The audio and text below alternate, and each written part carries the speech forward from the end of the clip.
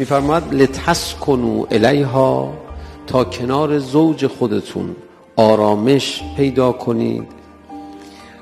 و جعل بینکم مودة و رحمه، و قرار داد بین زوجین مودت رو و بعد میفرماد رحمت رو.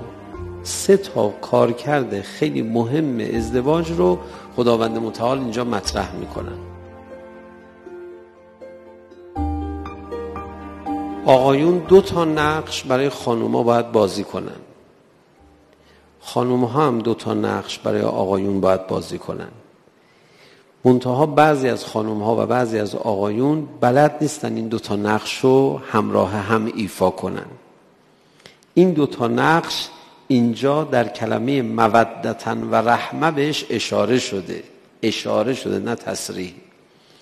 یکی این که خانوم‌های شما درسته سن و سالشون نزدیک شماست، برای خودشون کسی هن، بالاخره ممکنه شما را مدیریت بکنن، حتی خیلی هم چیز میفهمن دیگه. دخترای این دور زمونه خیلی آدمای فهمیده‌ای هستن، اما گاهی از اوقات دوست دارن نقش یه دختر بچه لوس مامانی که ناز داره، برای باباش داره ناز میکنه بازی کنن و شما اون موقع باید نقش پدر او رو بازی کنی.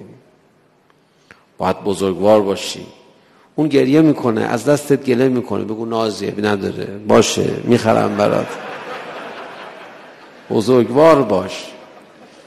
شما بچه نشو یه دفعه، اون داره بچگی میکنه شما بزرگی کن، جای پدر او هستی.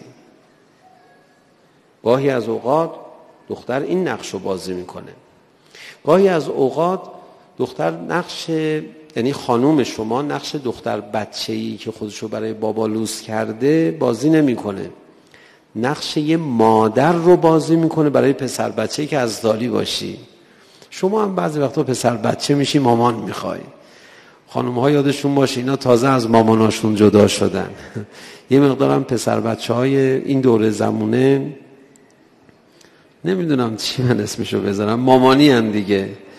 اگر دیدید یه مردی زیادی تقاضای محبت از خانومش کرد، یه کمی زیادی کشیده به حالت خانوم بودن.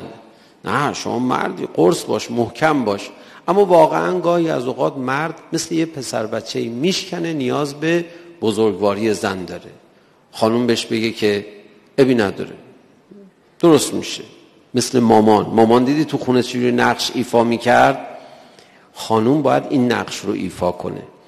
پس نقش دختر بچه و مامان 2 نقش ترکیبی است که یک زن ماهر در خانه انجام میده.